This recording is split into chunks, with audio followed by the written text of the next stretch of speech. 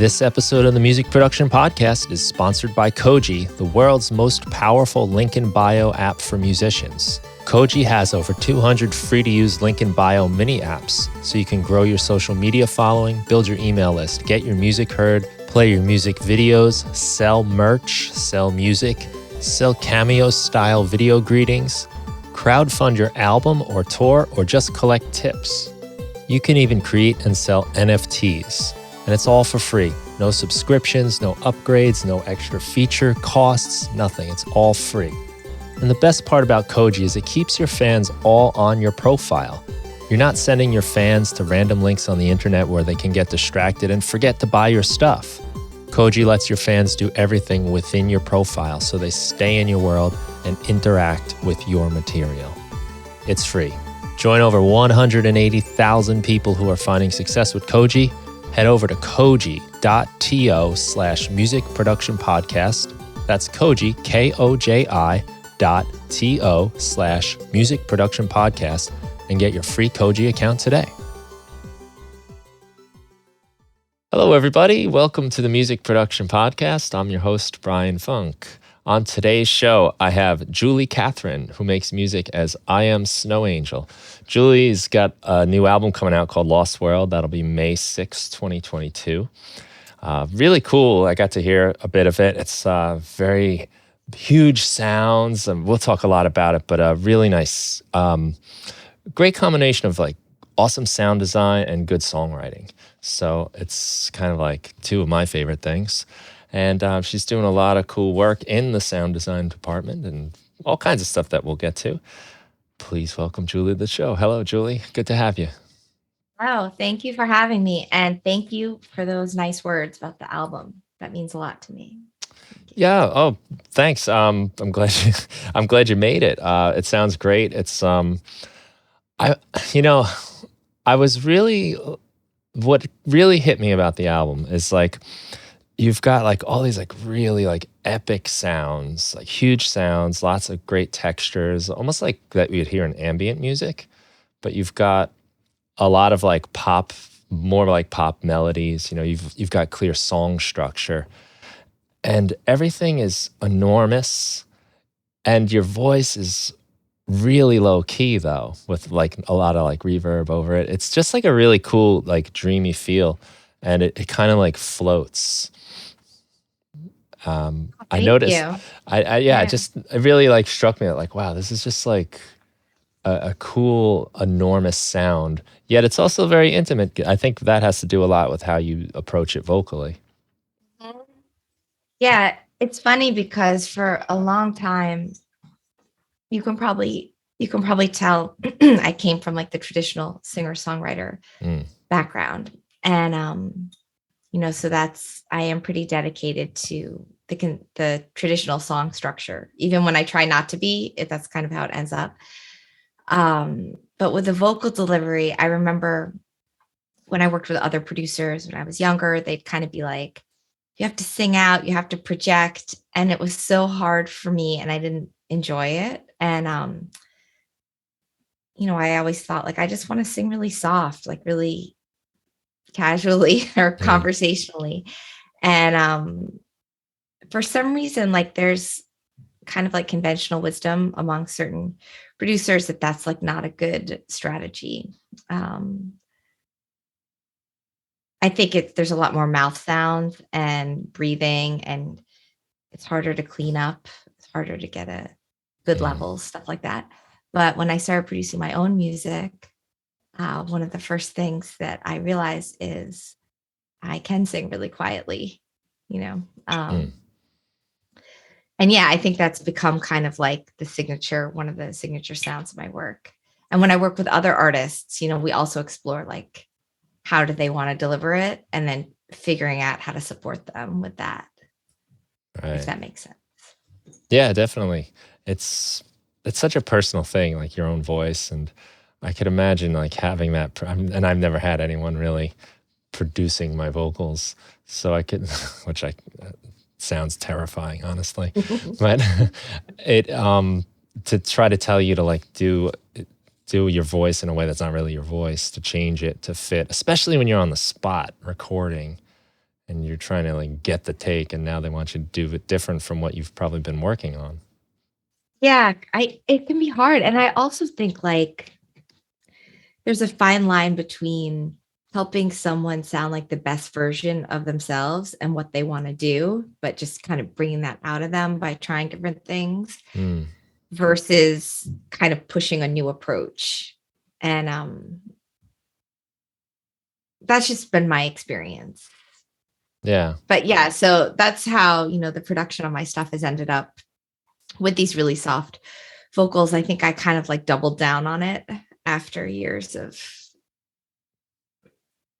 I don't want to say feeling bad about it, but like kind of feeling bad about the whispery vocals.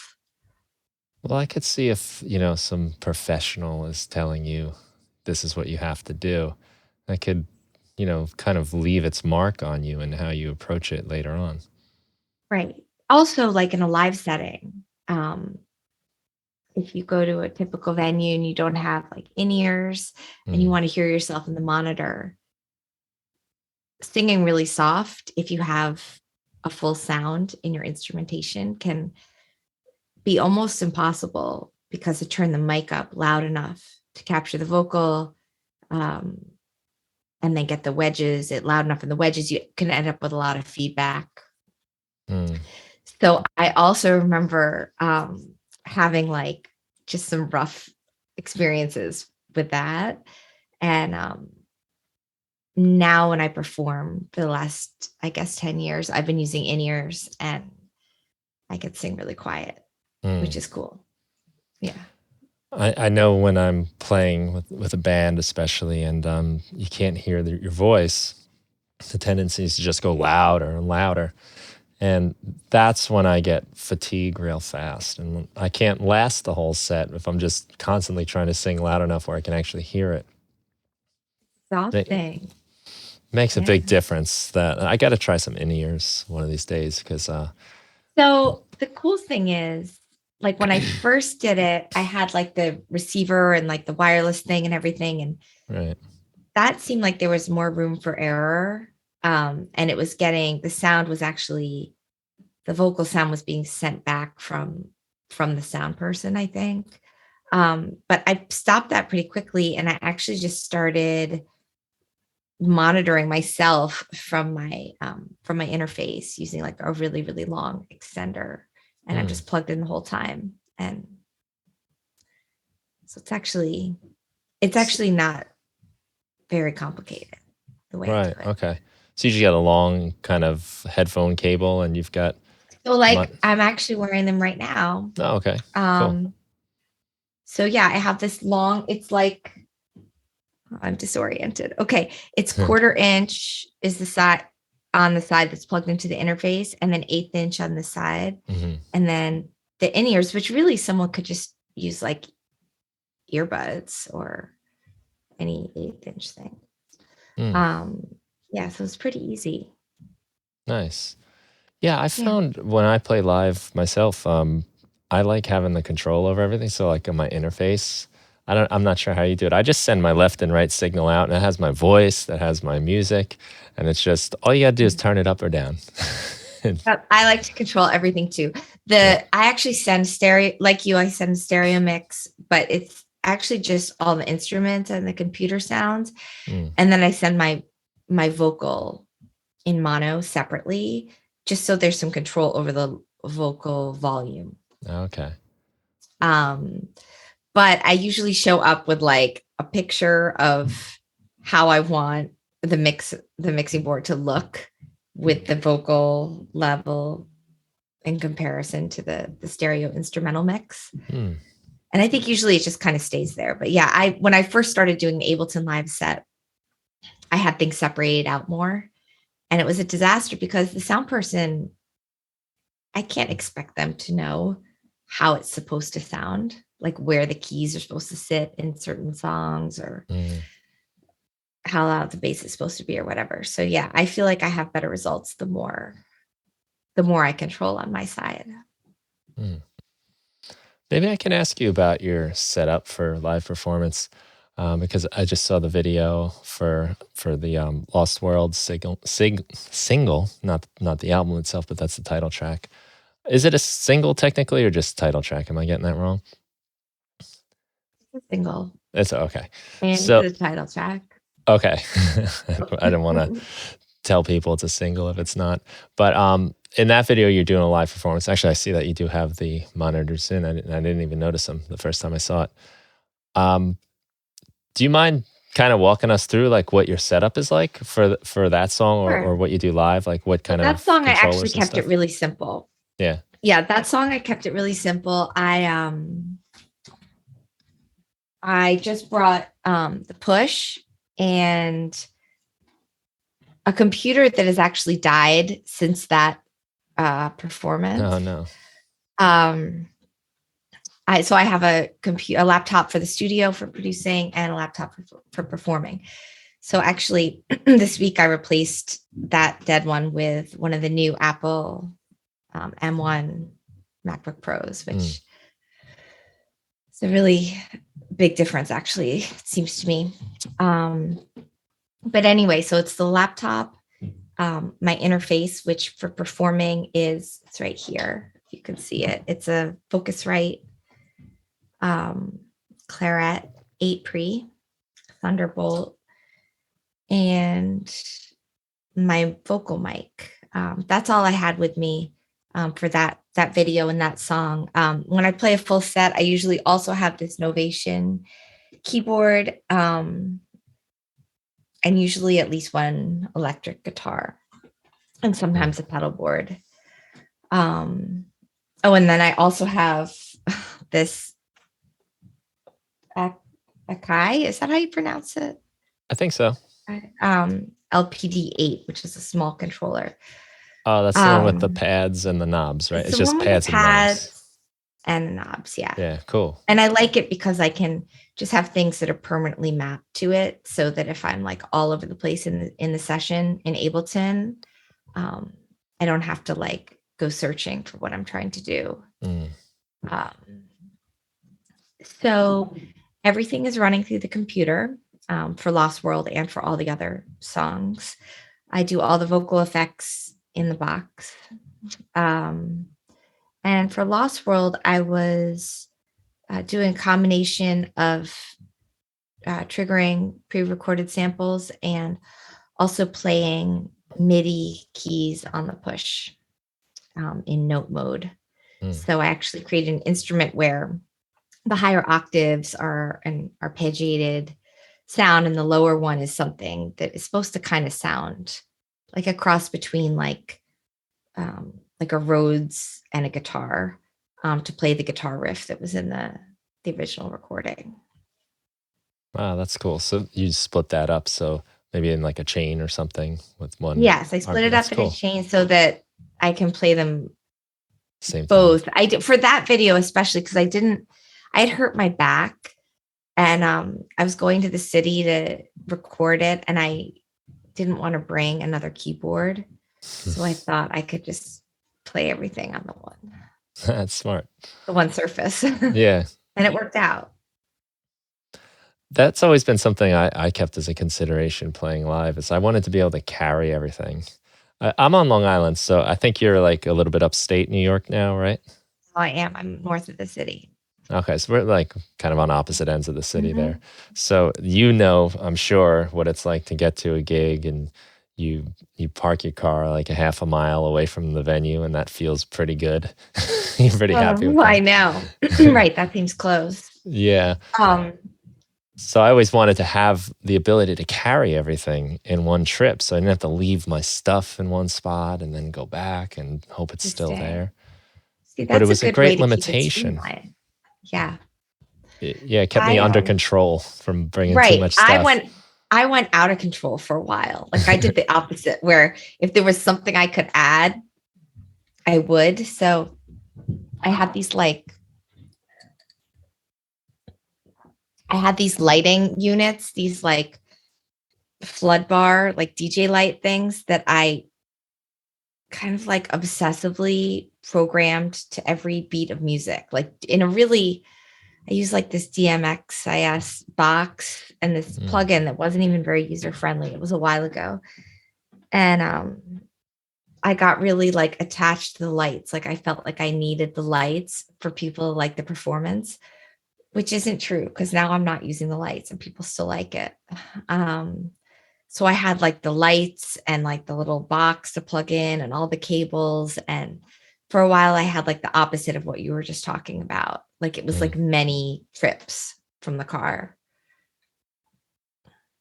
That sounds cool, but that's a No, lot of it was work. like it was exhausting. By the time I'd be playing my set after like all that, I would often be like sighing, like in the like onto the mic, or like I wouldn't have like the energy to like engage Right. with the audience or talk or anything. Yeah, you Yeah. already So spent anyway, all your now energy. I'm more like you. Mm. I have somewhat fewer items. And a limitation can be really good as far as being creative with a performance. Mm. Just Yeah, like for in the me, studio.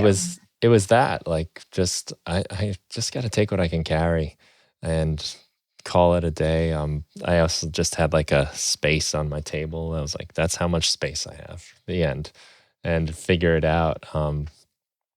It helped me move forward though. It really did because at first, before I had that in mind, I think like you on some level, I didn't have the lighting, but I had like all these MIDI controllers and uh, excessive stuff to control. I found most of my performance when I listened back was like turning knobs and playing effects and doing things to kind of prove to the audience that I was doing something besides like Oh, email on a laptop. totally. Yeah. Yeah. I think that was probably part of my motivation too, was to like prove myself or Mm, see how many like cool tricks I could do for people so they would think I was legitimate or something. But yeah. now I actually don't have those worries. Um, the big thing for me is that the performance has to feel like fun and energizing for me. Mhm. That's kind of like my new barometer of like how I make decisions, because it seems like the audience likes it. If I like it, the audience likes it. And if I'm Yeah. kind of like bored or uncomfortable or unsatisfied, I feel like, well, I might just be projecting, but I feel like they're less into it as well. Mhm. So I'm kind of, as I'm figuring out how to play these new songs from the new record, that's kind of what I'm trying to keep in mind. Mm. Yeah, the enthusiasm is contagious and people pick up on I that. think so. Like the excitement. Like if I'm Mhm. like, oh my God, this is so fun. I can't believe how fun this is to play this song. I feel like people pick up on it. Yeah. Or Mm. maybe it just sounds better. I've watched bands that I didn't like the music of because of how much fun they were having playing it. I've Yeah. been just Yeah, like, me too, look at actually. these guys are having a great time. Like Right. you want to be in on it almost. It goes a long way. Mm. And I think like I don't naturally love performing. Like I'm not someone who's like dying to get on stage usually. I have kind of a love-hate relationship with it. Like I'm like we had talked about previously, like it's so much work with the gear to like plug everything in and get it to the venue and deal with all the potential glitches with audio and everything. Um, that like I have to really make it fun for myself or else I won't. Mm. Just being up on stage in front of people isn't enough for me. Right. That's actually I find kind of terrifying on its own. Yeah. Well, it's a lot different than like when I would show up with my guitar and my amp and maybe a pedal or two. That's easy to hook up and it's easy to figure out if something's wrong. But when you have all this other stuff, you got a computer, you got all kinds of MIDI cables, and there's so many points of failure that it is very stressful when you're setting up in the dark and trying to figure things There's out. always something, like something small or something big. I played a show last month, and I'm just getting back into playing shows, and everything was fine, but the mute on the front of the mute button was pushed in before I was about to play. And like I had to go figuring I was like that feeling like, oh my God, I'm gonna die. Why am I doing this? Why do I do this? Why do I spend my time playing these shows? This is awful. But then it all worked out. It was just one button. But like Right. the one time I played South by Southwest, I think I still had the push one. I don't think I had a push. No, maybe I'd gotten a push two. It might have been push two. Anyway, that's what it was. I had a push two, and it was new, and it wouldn't turn on. It wouldn't stay on. Like I set everything up, and I pushed the on button, and it wouldn't stay on. And I was about to play my show, and this is like a pretty big issue. It's not, it's like I feel like I'd have a hard time playing my set without it. So I actually called Houston Singletary, who and he was like, take like a business card or a piece of cardboard or something and like fold it and like wedge it into the power button. Oh, wow. And I had like my friend Erica was with me. She was there to be like my roadie for the week. And we did it. And like I played the set with like a folded business card, like sticking out of the power button. Wow. Mm-hmm. What a great save, Houston. Oh my God, totally. Out of the box too, not a not a very technical thing, but just I know mechanism. It was really like it was really clever, and it worked, and I kind of couldn't believe it. But that's like without fail, there's like always something. But that one was pretty bad. Right. Well, that's scary too, especially playing a show like that. It's the showcases down there, and and like I was so excited because I had a showcase, and yes. And I was like, oh my God, I hate this. I'm never doing this again. Here I am. I know that feeling a little bit too. There's definitely nothing like the thrill when it's going well and things are happening. But when it goes wrong, it's horrible. I had an issue one time. I was playing, it was like St. Patrick's Day. It was at like a dive bar, so no big deal, no consequences. But still, it was probably like 10 years ago now. And it was to the point where like it was still kind of like, you're using a laptop? What are you doing, bro? Like everyone was calling me bro for that. And like all these connotations, because a lot of the times I was playing with other rock bands because that's where I come from. And I had the APC 40, the original one. It has a little crossfader on the bottom right. And right underneath it are the play, stop, and record buttons. So I'm like wiggling that around to create this sort of like record scratch effect. And I just hit the stop button. And it's just nothing. And it's just like, there's no disguising that it was an accident. It's just like in the middle of a bar. There's no musical sense to it. And you're just like, all right. And all I could do was laugh and just go into the next song. Totally. I mean, the thing is, it happens. It's bound to happen. It's bound to happen. I'm trying to remember who it was that I saw that was like at a really big venue, and like the computer and Ableton were like freaking out. I think it was Chet Faker. And it was like some venue. It was like a huge venue. And like, he was like, I related. There was like something like that. Like the computer wouldn't work or Ableton wouldn't work. I guess it's just like par for the course. Yeah. It's like breaking a guitar string, blowing an amplifier. Yeah, I guess so. Although I don't ever break guitar string. I've never broken a guitar string in my life. And I played a lot of guitar. Seriously? Never? I'm serious. Wow. I mean, You they've must get good broken strings. maybe, no. Maybe at home they've broken like when I'm tuning, maybe. Okay. Like never like at a gig. I Mm. always have the guitar strings, but no.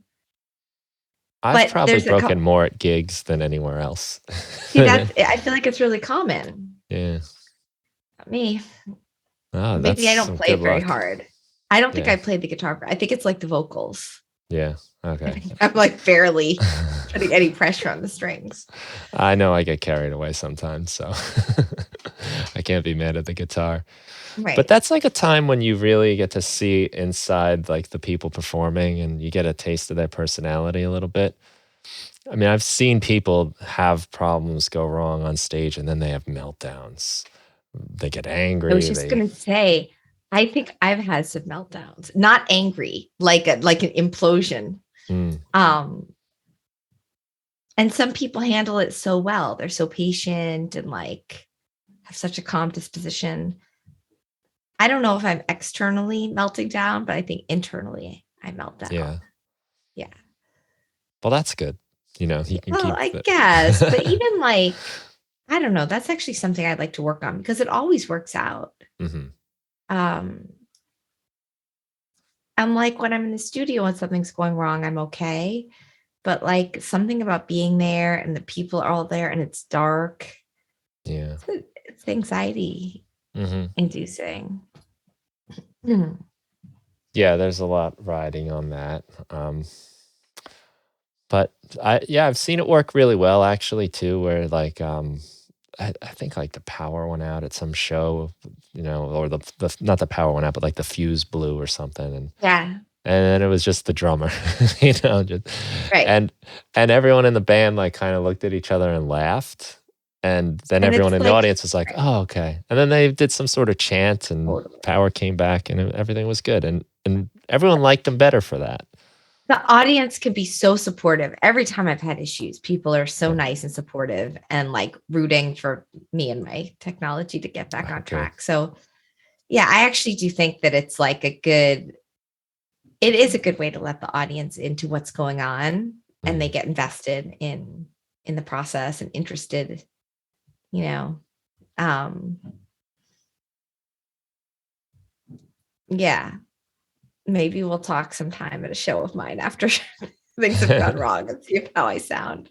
Right, right, yeah. Well, I know, my imagination is the audience is never as so kind as they are in real life. You know, you think, like, you're gonna be Totally. on the cover of the newspaper or something. It feels I like the end of the know. world to you when that I happens. know. It's so interesting. Mm, No, they can be so supportive. And especially something like everyone's afraid of technology. So like if something goes wrong, people are sympathetic, mhm. you know. I've felt since I've learned how it works more and I have an understanding of it, I'm almost more afraid of it in those situations because I can't just say like, "Oh, I don't I'm, like, supposed to know now." I'm supposed to know what went Totally. wrong. So Me it's, like, too. more embarrassing. Yeah, I would agree. And also like if something goes wrong and I don't immediately know what it is, sometimes it's like I'm like, oh shit, it must be something really bad because I've got all my bases covered. But I actually don't because the Mhm. mute button thing like just happened Oh, yeah. like, a couple weeks ago. So I use a claret over here as well, and it has the mute button, and I have done the same thing where I've been, like, checking every track, I'm, like, unplugging things, and then I look and I'm like, "That little red light's on." It's just So it's embarrassing and also embarrassing along the like thing of the meltdown is like my friends were playing. I played and then they played and then I played again. And I was like, they must have pushed it in with their guitar. Like I assumed that they had like messed it up. I don't know that that's true. I probably Mm, pushed it in or bumped it or whatever. yeah. But our conversation's helping me actually, because I feel like I have room to grow in this area as far as like just kind of my um what should I call it? Like my spiritual fitness around the technology at gigs. Yeah. Yeah, that's not bad. It's, Yeah. like you said, it is bound to happen, and, it's one of those things I guess we should just all be ready for, you know? It's never been a better time to be a creator. We can reach fans all across the globe in a matter of seconds. We can sell our music, sell our content, sell merch, crowdfund projects, build email lists, distribute NFTs, and more. The problem is, when you use a link in bio on your social profiles, you're sending people all over the internet. They might go to watch your music video and then get distracted by the next video that comes up. And now they're out of your world. Fortunately, Koji solves all of that for us. Use Koji as your link in bio, and you can have your fans buy your music. Then they can sign up for your email list. They can get your NFTs. They can watch your music videos, and it all happens within your profile. So they're not distracted by all of the other things on the internet. They stay in your world and continue to interact with your content. With over 200 free mini apps, there's so many ways to deepen your connection with your audience.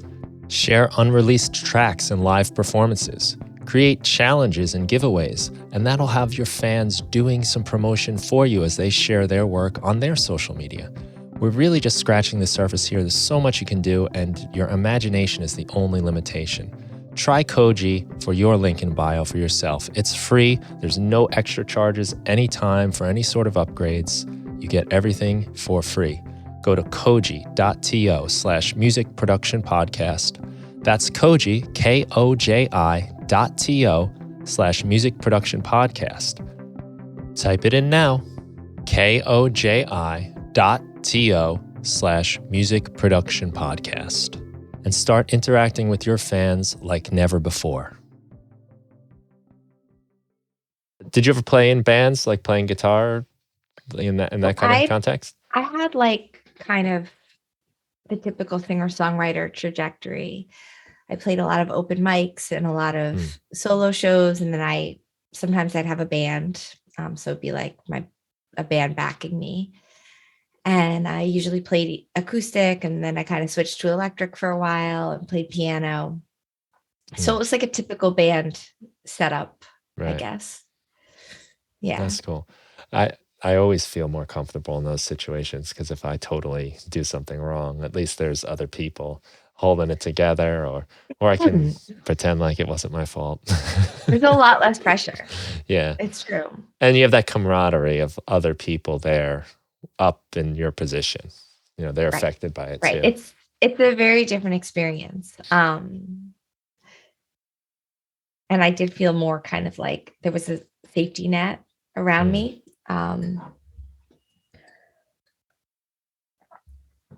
I also struggled back then. I'd be interested to do it now. Because back when I had that kind of setup, I don't feel like I didn't really have like the vocabulary to explain what I was looking for musically. So I remember feeling like what I kind of envisioned in my mind wasn't what was coming out as a band, right? If that makes sense. Yeah. And that's changed a lot for me now that I kind of do everything.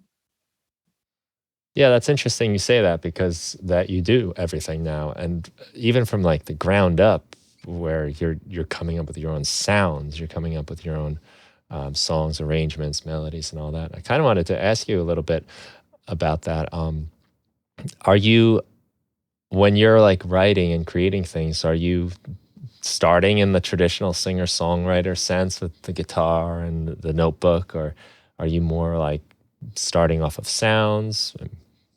Anything change in that department? It's been much less of a traditional singer-songwriter process. I think I usually kind of produce the skeleton of the track, or even more than the skeleton, like the real vibe of it as I'm writing the song. Right. So like I'll sit down at the push and just start kind of playing around and singing over it, and I'll write the lyrics like on a note on my phone or in the computer, or sometimes like on a pad of paper. And it kind of just develops all at the same time. And then sometimes I redo the production. And I'll usually sing like a scratch vocal or something at first, but it's definitely all tied together now. Yeah. It's pretty interesting. It's a really fun process for Yeah. me.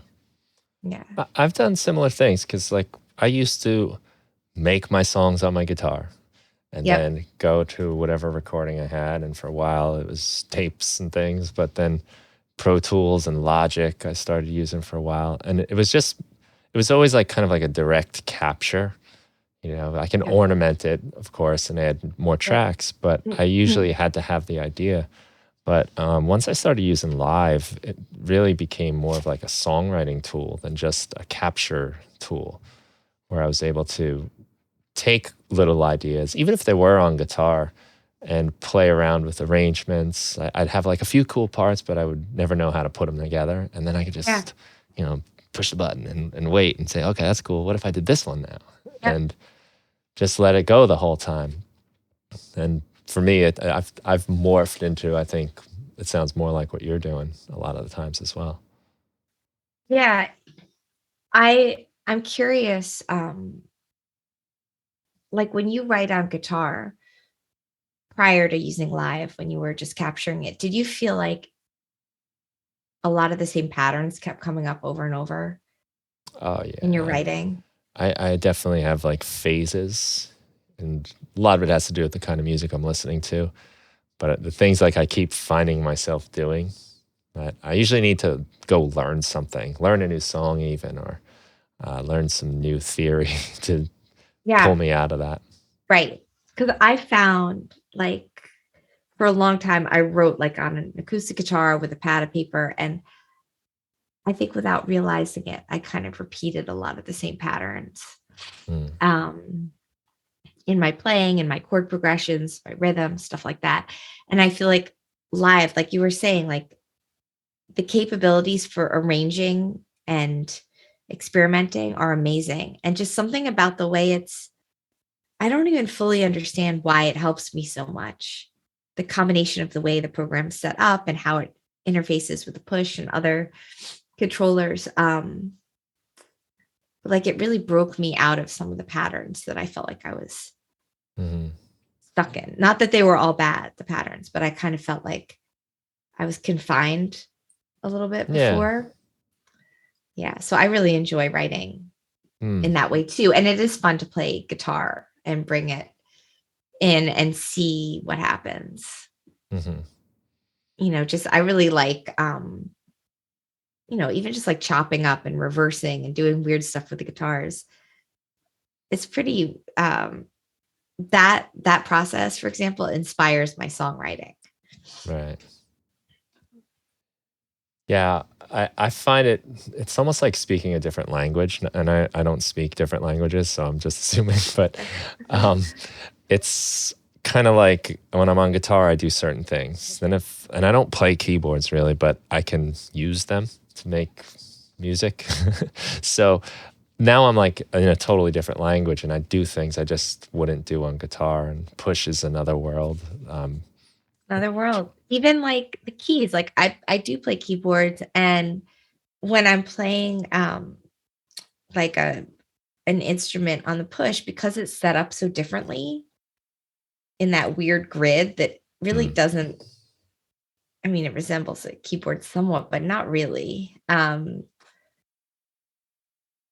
It's changed the way that I play synth parts and keys, which is cool. Yeah. Yeah. I see a lot of guitar on push, especially when you put it in chromatic mode. You can almost think of each row as a string. Yeah. And then there are my patterns. Okay. All right, cool. Yep, that's true. It is more. I think I mostly play it in what's the not chromatic mode? Key mode? Yeah, in key. Yeah. In key. Because then I can't hit a wrong note. And I find it doesn't really resemble anything to me other than, I mean, it kind of resembles all, I guess if you were playing like in the key of C and it was just the white keys. Right.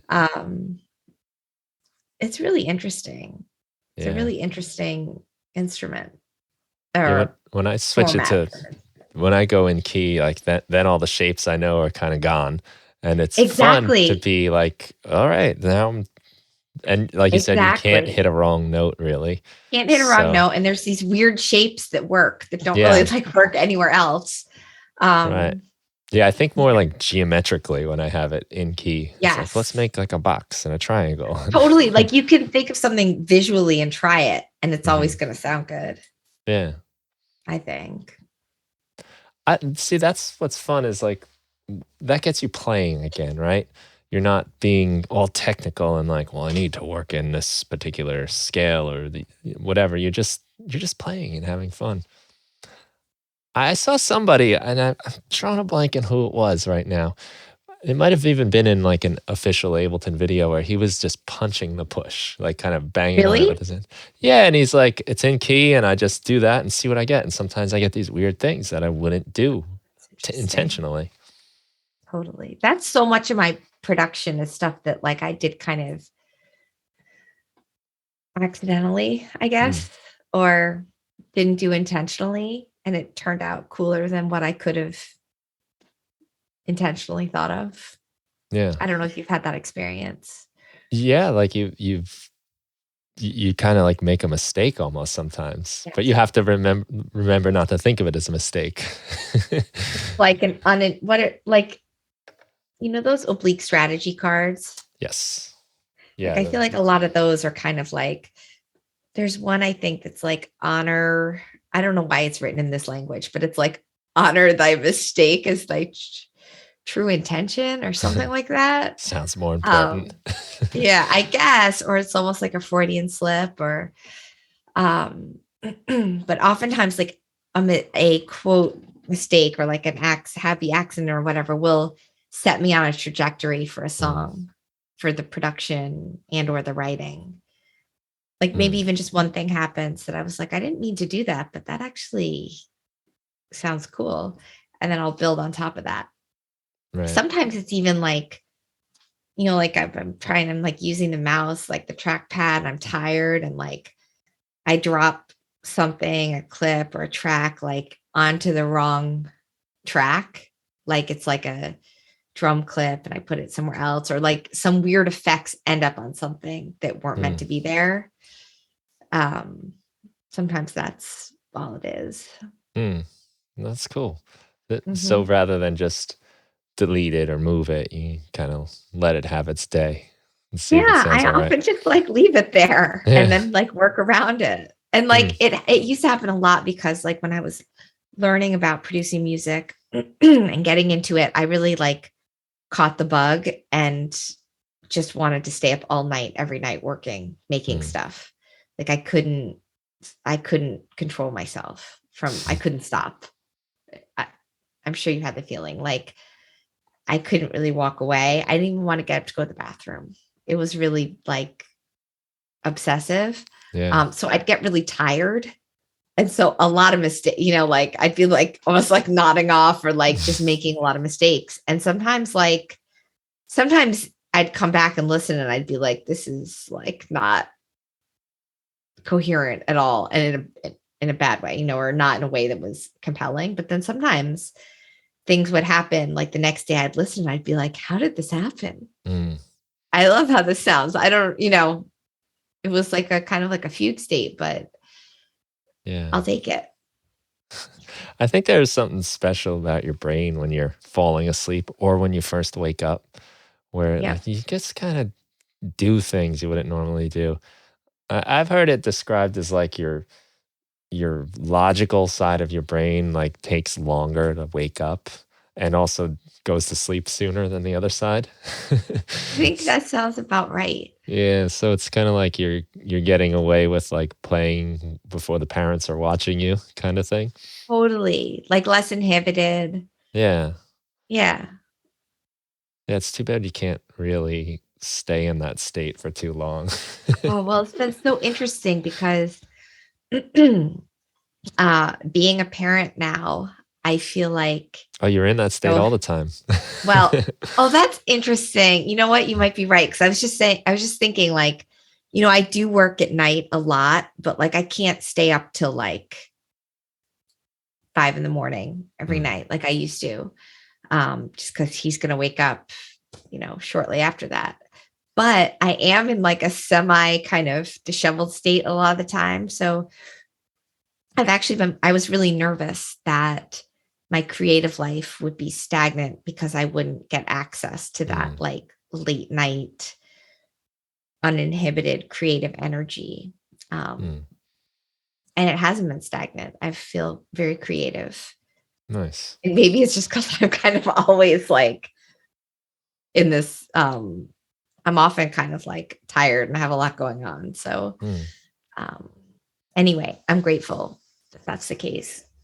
Well, I've heard a lot of people say things like that. Not necessarily about parenting, but if I get a job or if I don't stay up all night and get up early, I'm gonna like lose my edge. Or sometimes people are afraid if they stop drinking or doing certain drugs, they're gonna not be able to access that creative element. I think Eminem actually was talking about it once. He stopped smoking weed or something and was like, I'm actually still able to do it. It wasn't that drug, and it was I'm pretty sure this is Eminem. I'm sorry if I'm getting it wrong, but he was saying like realizing that was so empowering because it is, the creative process is so like mystical and magical, and we see it as this like thing like getting struck by lightning almost.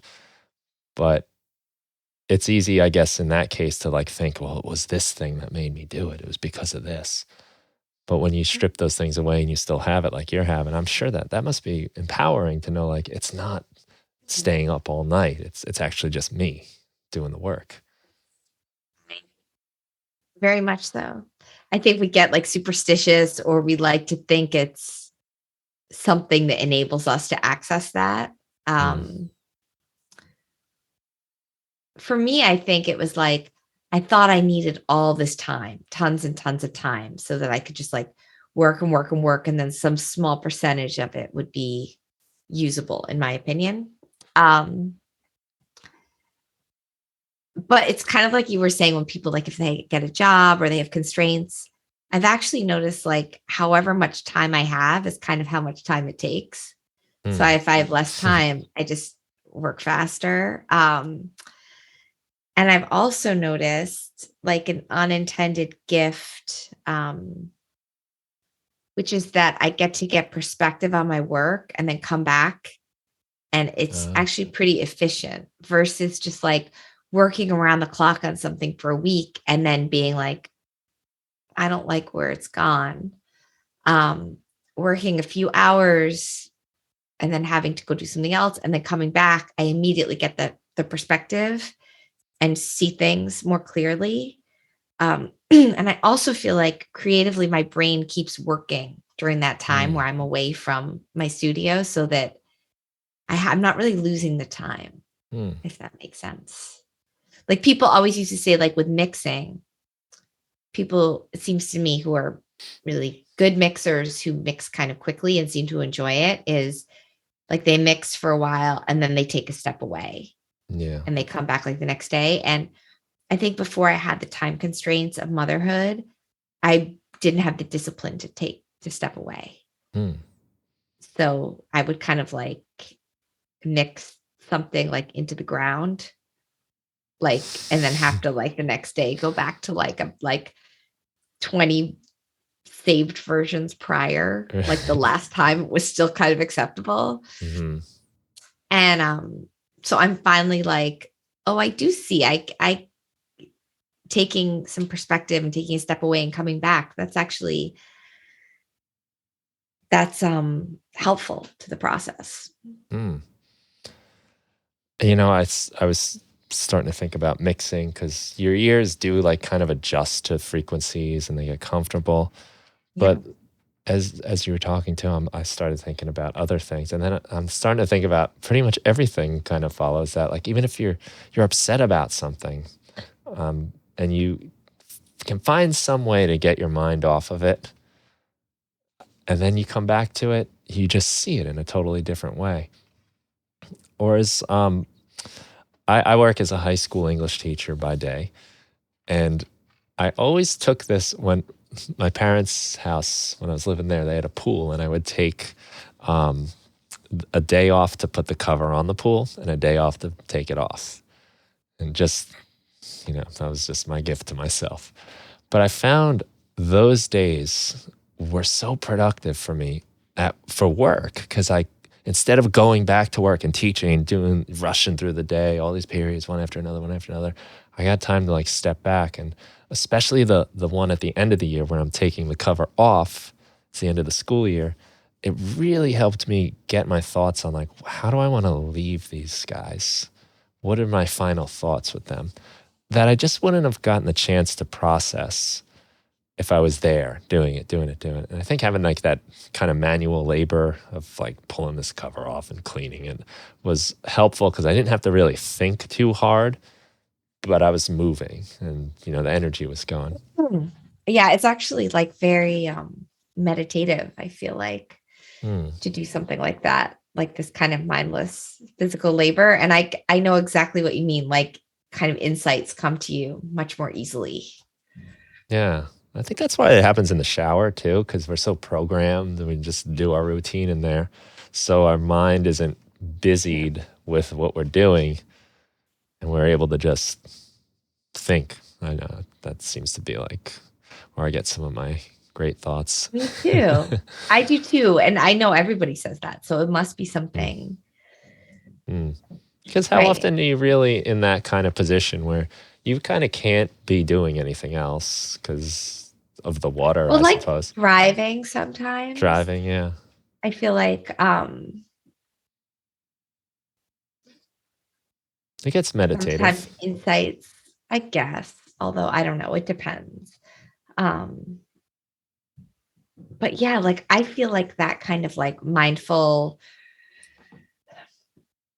Is it mindful? I guess so. Like you're not distracted. You're not like focusing on anything. It's like things sometimes that are like repetitive for me. Like sometimes like cooking or baking or something where I'm like,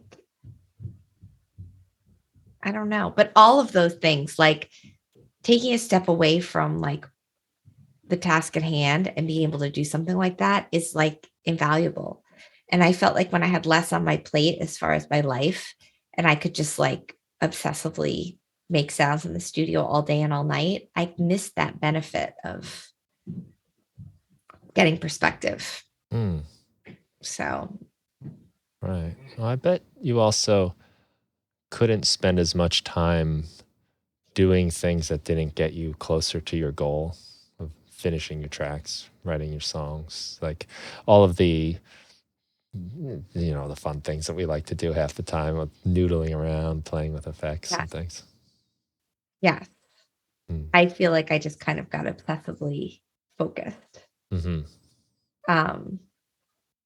And what's so interesting is like during a pandemic when I didn't have much childcare and I didn't feel like I had much time, I actually was more productive and creative than like output wise than ever. So it's just interesting. I feel like kind of the notions we have about creativity and time and stuff like that, they're not always accurate. Well, I get summer vacation, from school, and that's 2 months that I don't have to go to work. And I always think I'm going to do a bazillion things, and it's so much easier to waste time. But when I'm back at work, when I'm in this routine and I've only got a couple hours, I just think I get more done. I move forward. I use my time efficiently. Structure of like, this is the time I have to do this. Instead of, it can be helpful. I'll just sit outside for a while and drink this coffee for an hour. But you know what? I'm sure you really need those summer breaks too. I can only imagine. No, don't take it away from me. I'm not giving it up. But I understand what you're saying. They're not necessarily like this super productive time. Yeah. Right. Yeah. Well, I think you said it really nicely. It takes as long as, I forget exactly, I just have to rewind the tape here, but it takes as long as you have. Yeah. That's a cool way to think about it too, because it kind of just gives you gives you enough time. You don't have to feel that stress. It'll take as long Right. as you have. And it gets done. Mm-hmm. Things always end up getting finished. Right. In listening to some of the songs on the album, I thought it was really cool how I don't want to say stingy, but how like reserved, let's say, how reserved you are with the snare drum. It seems like, and I think that's a big part of like the floaty feeling because the kicks kind of like bounce and the snare kind of like hits the ground. I have like a thing with snare Do you? drums. Like I can get easily like irked by the sound of them and by when they're like, most people like them to be like snappy and like powerful and loud. And there's like this high pitched ring to them. And I like them to be like filtered and like muffled and like quiet. So it's not even a choice. It's just the only way I'm comfortable. Mm. Yeah, Yeah. you hold back on them real nice, and to me, it gave the music, like I said, this like floating feeling. But you do choose really effective times to bring it in when things need to start moving forward, and it made me appreciate it. Where I think a lot of times, you just assume the snare's there, and there it is, and it's supposed to be there. Well, it's funny also because really not having any kind of drumming background, I kind of came into like making the drum loops and stuff just like naively based on what sounds good to me. So that's kind of how I ended up there. But I'm glad that it feels like kind of floaty because that's how it felt to me making it. Oh, good. Yeah. That's something I appreciated about it. Thank you. Not abusing the snare at all. No, definitely the opposite. There's also like, I guess, I don't know if this is the first song, but this is the first song in the list that I have. You've Been Telling Lies. Oh, yeah. It starts with like these like kind of really just like zoop, like synth lines, like really sparse, and the structure's tough to grasp. I'm just curious how you come about that, especially from like singer-songwriter perspective, where you kind of always have the bed of the chords and the rhythm of the chords to hold you there. So that was a collaboration with JJ Appleton and Charles Newman. I don't know if you know either of them. So there were a couple collabs on this album, which I haven't done in a while. And JJ came up with that weird Omni synth thing and sent us the track. And it was kind of like, it is really different. And then I just like wrote on top of it and put those glitchy vocals on it. And we put drums on it. So it was like, I don't know that I would have been able to, I felt like I was able to write on top of it and collaborate to it. I think if I had come up with that, I would have been confused by it, if that makes sense. It's cool, right? It's almost like a little alarming. Yeah. And is that the start of the album? Yep. Okay, cool. I thought it was a cool opener because it is like, where's this going? What's happening here? Where's my one? Where's my, downbeat? And my reference point was a little off. I could, I see what you mean though, because when someone else gives it to you, it's like that's their idea, so I got to do something with it. When you come up with it, it's like, well, maybe it's wrong because of this. Or I would feel like this doesn't make sense. I can't get my bearings. Whereas right, I wasn't going to be like, you have to make it sound more conventional. It was almost like a challenge.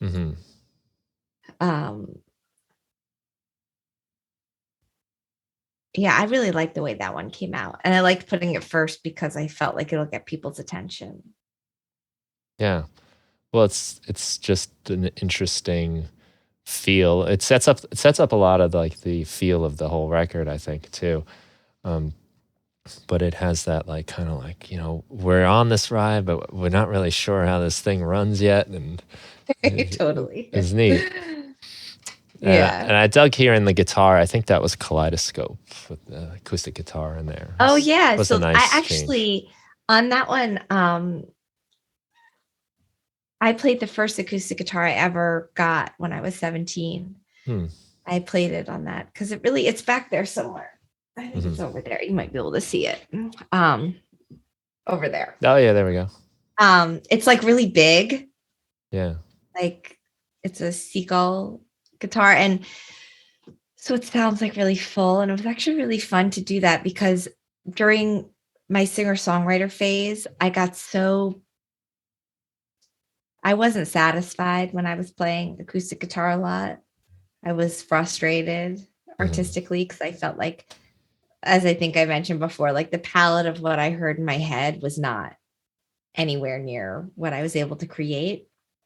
So I kind of went through after that a phase where I like shunned the acoustic guitar. Like I didn't want anything to do with it. And I'd be like really dramatic. Like I don't care if I ever play that type of thing again. Like I'd say it to people and I feel like people are like, oh, okay, why are you telling me this? And like that's changed over time. Like sometimes I play for my son or whatever, play with friends, but like it was fun to play, like to write a song on acoustic guitar and center the track around it and leave it there, the acoustic, not try to make it like electronic-y sounding. Yeah, you colored it in a way that it still fits in with the record and it doesn't sound. Oh, thank you. Yeah, I tried. Yeah, it's got like, I'm not exactly sure what you did to it, but it's got a treatment that. Yeah, I did a little bit of like subtle ambient stuff and some samples and stuff, and I'm glad it fits in. Yeah, and it was a nice, just a slightly different feel that still fits within the world of the record, the Lost World. And that one felt to me also like a real like singer-songwriter type thing, which is kind of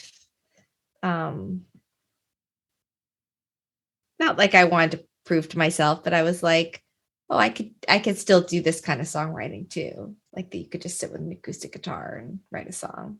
Yeah. So. Yeah, cool. Let me ask you about that Telecaster. I've fallen in love with the Telecaster over the last like year and a half. And I love it. Is that like it looks like the one George Harrison played, like all rosewood? Is that what that is that you have? I saw a picture of it on Instagram. Maybe even saw you playing it once. Which one? The black one? Yeah, I don't know. Maybe it's right behind you. I'm not sure. I think it's right behind me. Let me see if I can get it without like triggering like a chain reaction of cables. Right. Well, this will be a good chance to practice some of that stuff we were talking about with things going wrong. Like me not like imploding. Okay, let's see. Okay. It's fun. Yeah, that's cool. It's sweet. It's a black. It is black. Okay. Oh, it's got the F hole on it too. I love it. That was like semi-hollow then? Yes. So it's cool. light. Yeah. It's actually, I think, Jim Adkins from what band is that? I'm terrible. Sure. I'll tell you after. I'll look it up.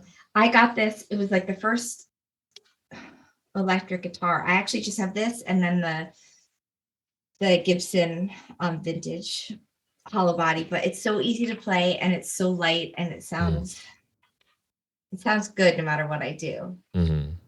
My friend Ryan Maxstaller, who played guitar for me when I had my band, I remember he took me to one of those big stores like Guitar Center. I can't remember if it was like Sam Ash or Guitar Center.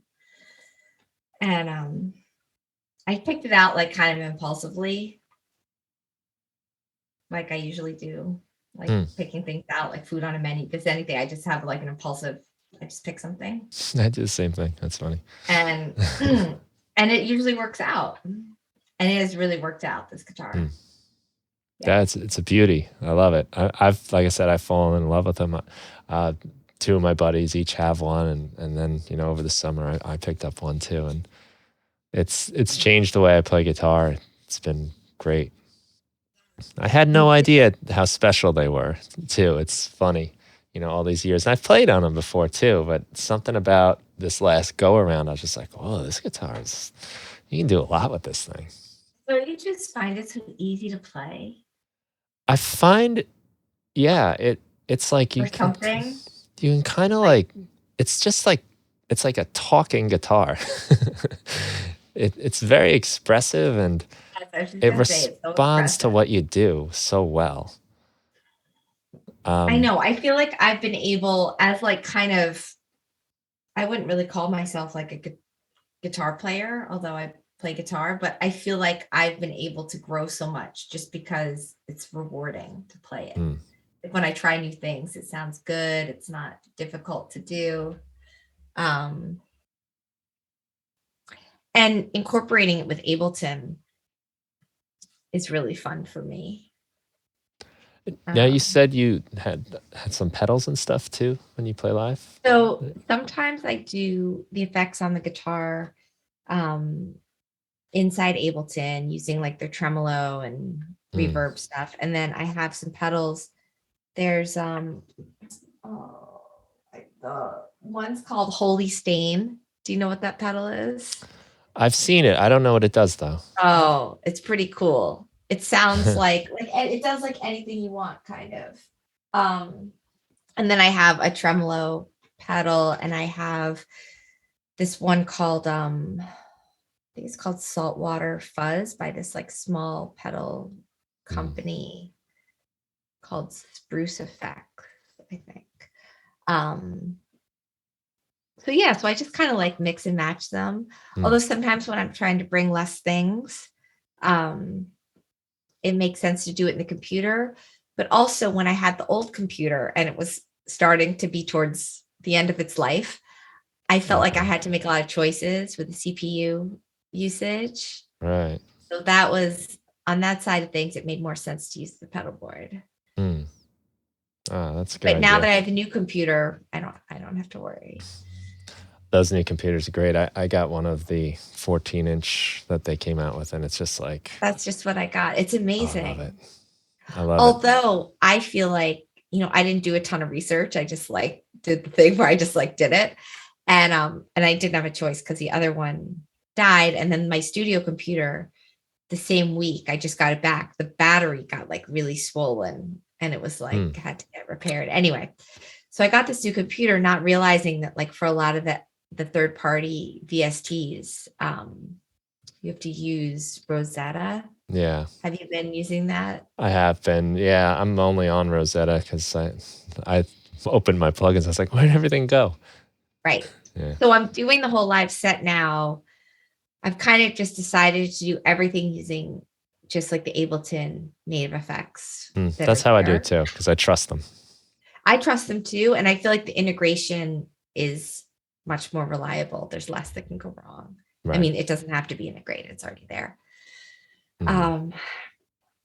So I'm actually not using Rosetta yet. I started and then I had to reauthorize live and it said you've already used up all your Same authorizations. thing And happened to me. I was like, I can't deal with this right now. This is not, this is a sign. Yeah. So I'm just using the one. If I need to use other plugins, it's on my computer that's here in the studio. And then, yeah. I like the way you'd go with the force of nature. It sounds like something happened. You're like, I accept it as a sign from yeah. the universe. So I was like, nope, I'm not doing it. That's so much simpler than trying to fight the universe. Yeah, exactly. Well, I know it's getting near the time to go, so I don't want to keep you too much longer here. Time flew, which usually means a good thing as far as this show goes, I think. But Yeah, that is a good thing. where can we direct people to go? Where's your favorite place to say when people want to check you out? I mean, you could go to my website, which is iamsnowangel.com. And you could find me on any social media. Same thing, all 4 words, I am Snow Angel. And I'm also on Spotify and Bandcamp and like all the usual places. So people can just go wherever they're comfortable going. Nice. And that's like a phrase that no one else will have, which is cool. Now, when you Yeah, perform, do you have to say, I am Snow Angel? Is it? kind of, yeah. That's fun. Or I just make it clear that it's like all 4 words. Right. Yeah. Because I'm sure like people will think, yeah, It's a names are little tricky, right? confusing. Yeah. Names are tricky, but this is particularly like it's a little confusing. Yeah. Well, make them work for it a little bit if they Yeah, like except they it. have to figure it out. Yeah. You're in the club if you get there. Right. Well, thanks so much. This was a great talk. I really like the way you approach things. The music is great. The new album, I'm really happy. If nothing else, I got to hear kind of a sneak peek of what the album's going to be. I think it's great. It's, like I said, a lot of fun for people that are into sound design and production, and also for songwriting, which is kind of an unusual combination, honestly. So I think you got a really cool thing going, and I wish you all the best with this release. And I hope people listening check it out. Thank you so much. I really appreciate it.